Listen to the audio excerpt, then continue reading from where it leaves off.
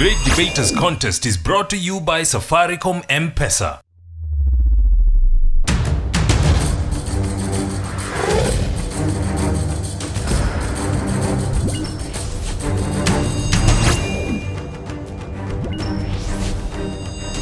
The Great Debaters Contest 2016 registration is now open. Teachers or school administrations should register on www.greatdebaterscontest.com/register. Welcome to the always boiling, always steaming melting pot for debate. This is the Great Debaters Contest. I'm Austin Yambok, Nakuru region. And I am Mariam Bishar. Today we have Wanjohi Mixed going versus Bahati Upperhill School on a very controversial motion. Should Africa adopt the one-child policy? Let's see how they handle this very sensitive topic. Proposer number 1, you have 3 minutes. A season when the leaves of growing sorghum, then a height of a toddling child, a child was born. She was to be named Wanjohi, after her grandmother, and indeed she was. With you here is none other than Naomi Wanjohi, fully armed to antagonize the motion Africa should adopt a one-child policy. What do we mean by these terms, adopt? The term adopt means this simply to start using a new or a different way of doing something. A one child, it's an act of having or bearing one child, not more than one child. Policy, these are a set of ideas or plans that is used as a basis of making decisions, especially in politics, economics, or business. And to my first point, one-child policy reduces the problem of unemployment. This comes as we see when we have overpopulated country, the rate of people will lack jobs. That means the one-child policy will reduce the rate of unemployment. There is political instability or poor leadership. Since people are idle, politicians may use idle men to use them in terms of politics, as in they may take youths from one center to go and attack the other just in terms of politics. Like now in the post-election violence, what happened in 2007. And to my third point, there is good utilization of resources, whereby we see a good populated country, resources like land, they are well utilized. But where we have just when we have overpopulated country, people may tend to fight for the small facilities that are there. But at that point, there are no pressures on social amenities, e.g. hospitals and schools, where there is good efficiency when it comes to schools. An example where we have a class of students. One class has got 30 students, or other one has got 70 students. A teacher handling a class of 30 students will be able to cope with those students well compared to the class with 70 students. That's all. Thank you. Opposition, you have 3 minutes for your opening statements. Thank you for giving me this opportunity to oppose the motion. Africans should adopt the one-child policy. My name is Milanoi Sintame. What is this one-child policy that we are talking about? The one-child policy is an official program which was initiated in the late 1970s and early 80s by the government of China to limit the great majority of family units in the country to one child each, and the main purpose was to reduce the growth rate of China's population. On my first point, we have culture. It is our culture as Africans to have many children. I would like to believe that we are all Africans, aren't we? Yes. We are proud Africans, and we do not need to ape the white man's policy of having one child. The Chinese who implemented this policy of having one child are not Africans. And to enlighten you further, they are burning in the fire they lit themselves. On my second point, African tropical diseases. If you look at Africa, there are various diseases that sweep away the under 5-year-old children, such that very few survive to olden age. For example, polio, malaria, cholera. What would happen if each and every one of us adopts the one-child policy? Where will the next generation come from? How will our country continue to develop? This is not right. My third point, unused land.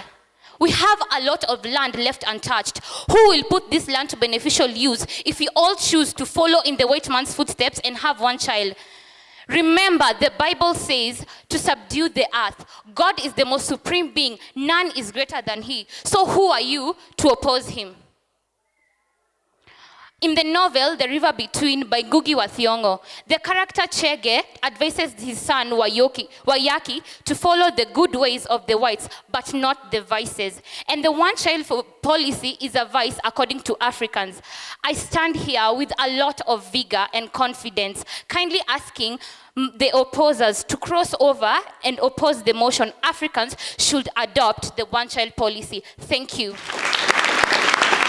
We'll hear cross-examinations now. Proposers, you have 3 minutes. With you on stage is Lucy Wanjiru Mungai, proposing the motion that Africa should adopt one-child policy. And what do we mean when we say there is so much idle land such that there are people who there are less people to settle on them? My opposer just said that. And can I tell you that land is becoming minimal day in, day out because of overpopulation. Africans, we are getting over or many children, yet they all depend on the land that is there. Now tell me, where will they settle?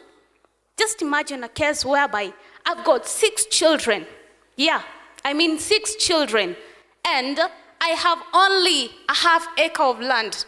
Where will I take them? Where will I take them? My audience, she's not really being the way I think. Anyway, my first point, one-child policy will help ease calamities like hunger. You all remember of the 2011 Kenyans for Kenya initiative, don't you? It was there, and we were all donating food to our friends in the northern Kenya. Had there been less people, I believe the irrigation schemes there will be able to cater for their food all over there.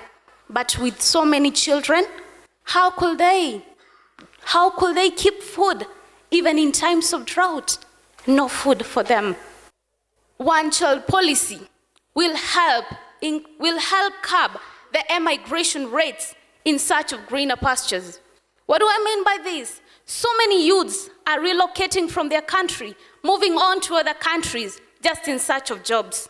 My people, if there were less children in Kenya, if there were less children in Africa, then I believe the opportunities here will be enough for all of us.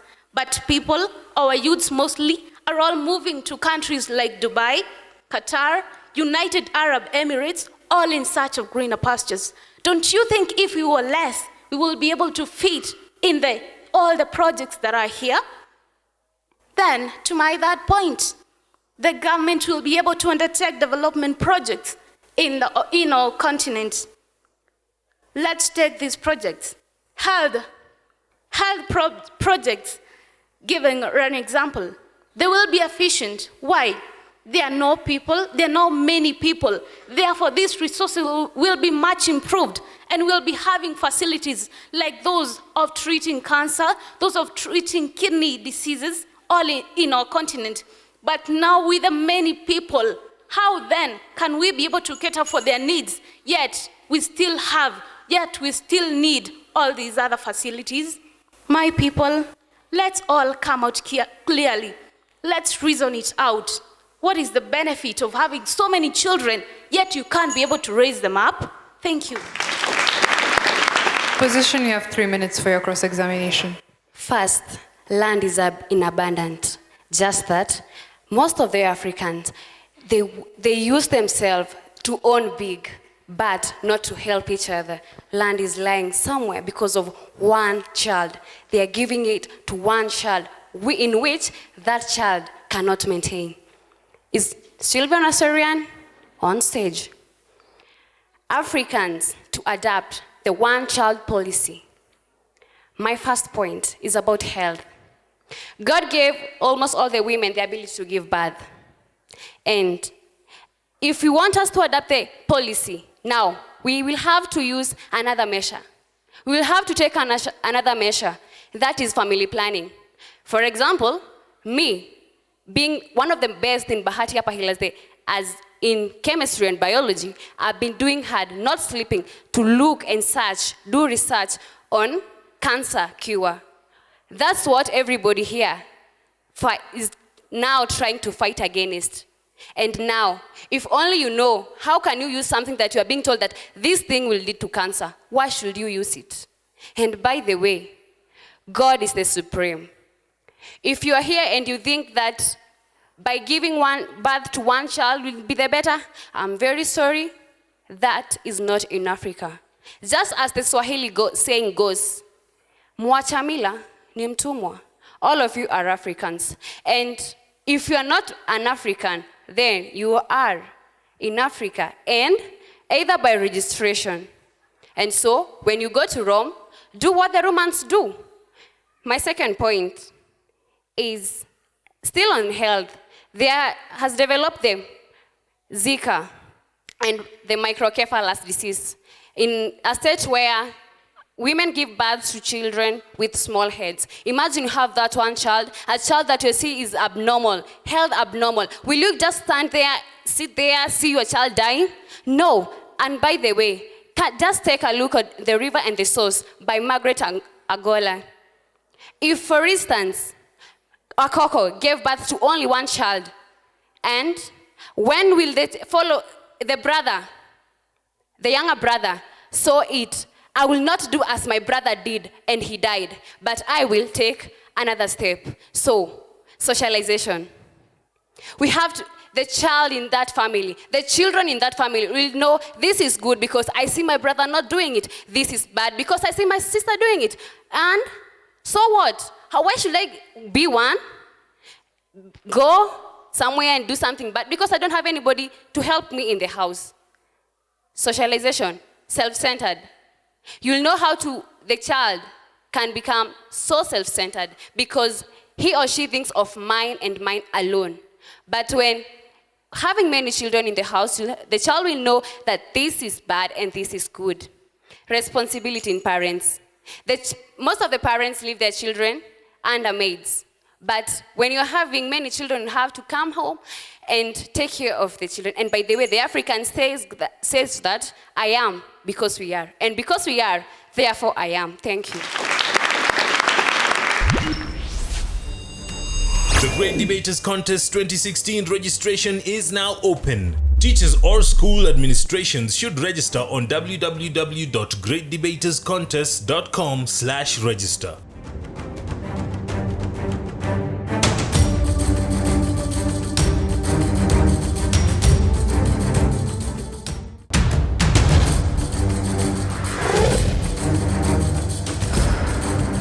The Great Debaters Contest 2016 registration is now open. Teachers or school administrations should register on www.greatdebaterscontest.com/register.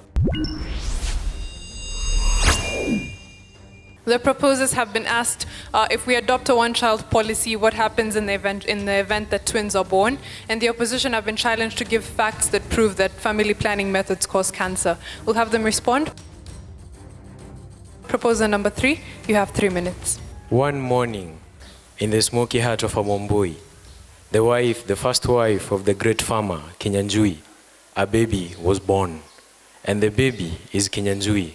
But later my father realized that it would be better if he could give me another name, which means Hosea, or goes by the name Hosea. Don't think of what Hosea means in the Bible. Quarrel end, but words spoken never end. To my question, I want to answer my fellow there who has just asked that what will happen when, for example, a woman gets a twin. No, the government has some feelings, or government is made up of people. In fact, there are exceptionals where they are twins, so that the government may provide for the twins other than killing, because even all of us are human beings who have even emotions. I want also to object to my fellow opposer who said that one child will not lead to better utilization of resources. For example, is there any need to give as many children land so as to exploit it than to give only one child who will use properly that land? I think you must think extra. To my point is that one child policy will improve a place or will give a room of education society, of good education. For example, when you have a lot of children to educate and yet you don't have money, what do? You find that, for example, the firstborn has to take all that role to leave school and educate those who are behind. But what about in a country like China? Because of the one policy, the education society just grew rapidly. Another thing is, one child policy leads to economic ramification and environmental impact positively. For example, because of the high dependency ratio in China, because of the high dependency ratio in countries where people prefer white-collar jobs than blue-collar jobs, you find that many people will tend to do the white-collar jobs, thus making the blue-collar jobs to have no anyone interested, thus leading to the high dependency ratio, which actually in Africa, we don't want. The third point is that the policy will reduce congestion in hospital. What about right now? There are many people in hospitals where the resources in hospital are very limited. But when we adopt a one-child policy, the resources that are there will be utilized maximally. So in conclusion, in order to curb problems like choosing labor, like choosing white-collar jobs other than blue-collar jobs, making other industries be more degraded than others, and promote room for inventions and innovations, high education rates, we must adopt a one-child policy.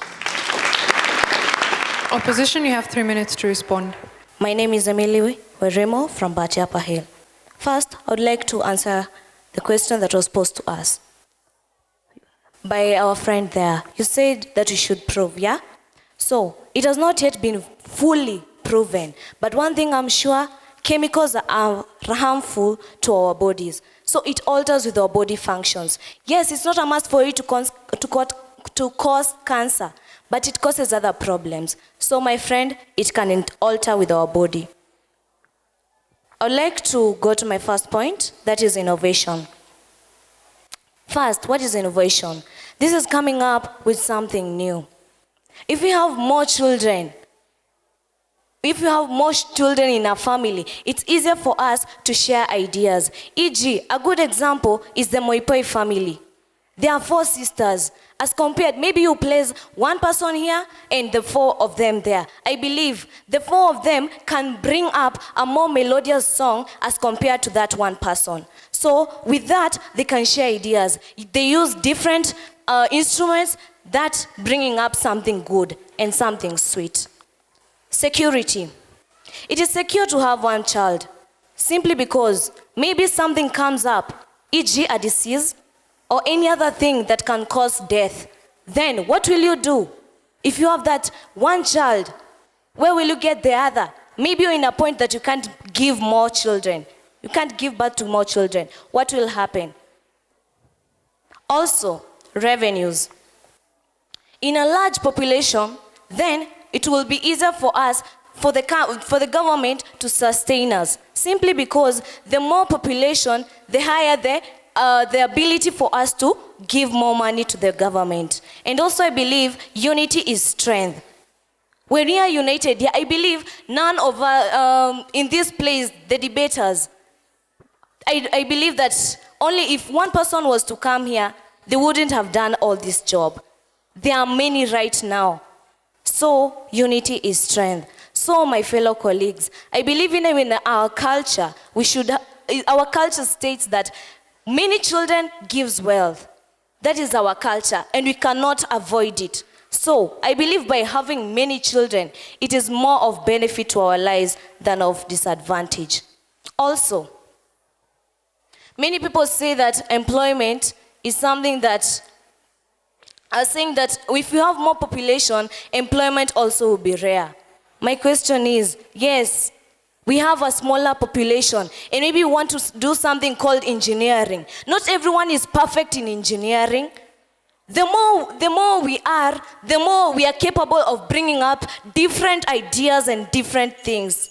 So please, let's stop that policy that came from I don't know where, and let's focus on our culture, because we are Africans. Thank you.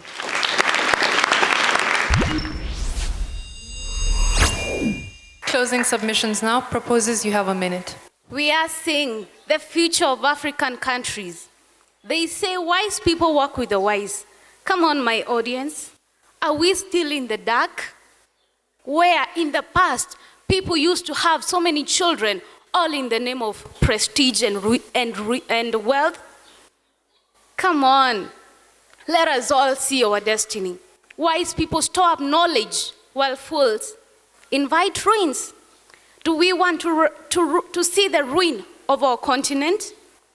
Whoever sat down and thought of this motion must have seen smoke somewhere. And where there is smoke, indeed there is fire. He saw fire burning in Africa, and that is why he came up with this motion. Come on, let's come together. An eye for an eye will only make the whole world blind. Do we want blindness in our continent? Charity begins at home. Join us, and let's be the first to start. Thank you.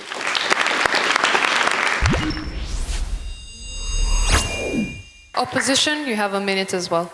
African culture is much admired by the rest of the world, and we are proud enough not to feel as if we need to ape other people's culture. Excuse me, opposer, for saying that a larger population, they will struggle. As for me, we are 12 back home. 6 boys, 6 girls.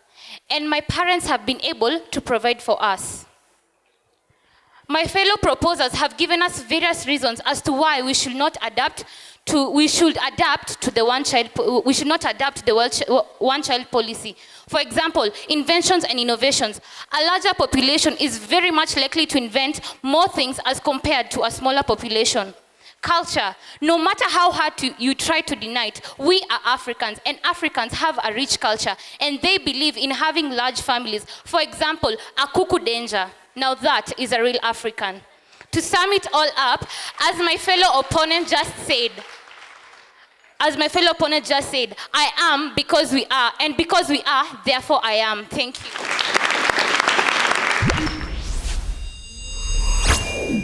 I'll just address Bahati Upperhill girls. I want to say that you had good points, but the problem is some of them were stray arguments.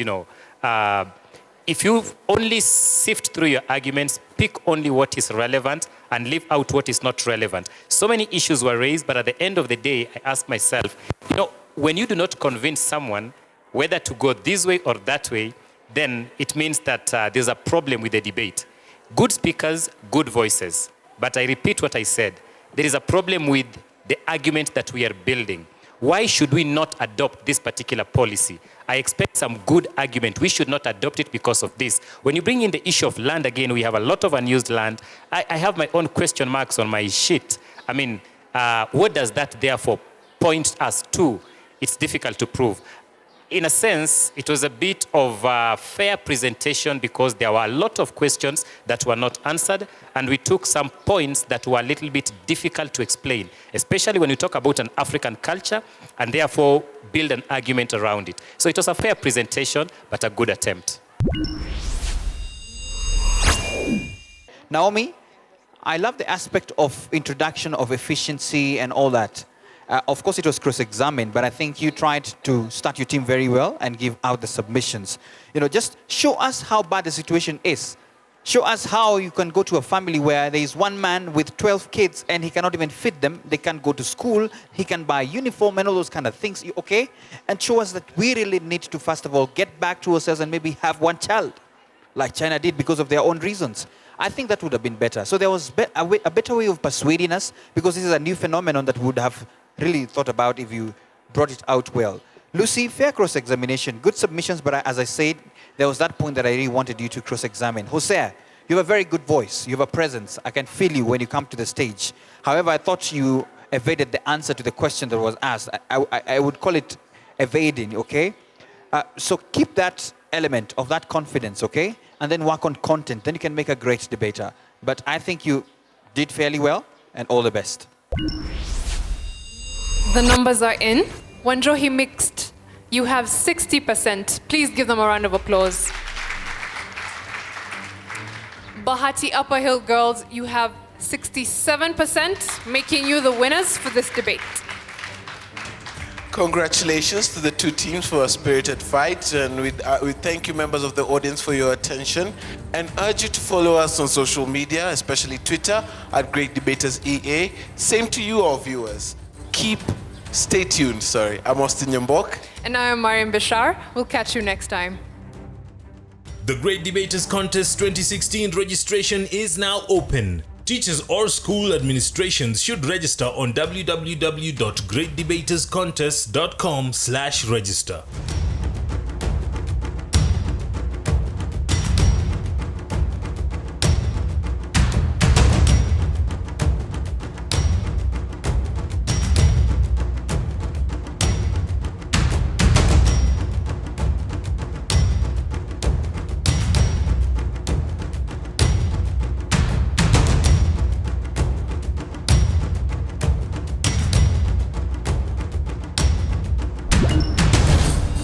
The Great Debaters Contest was brought to you by Safaricom M-Pesa.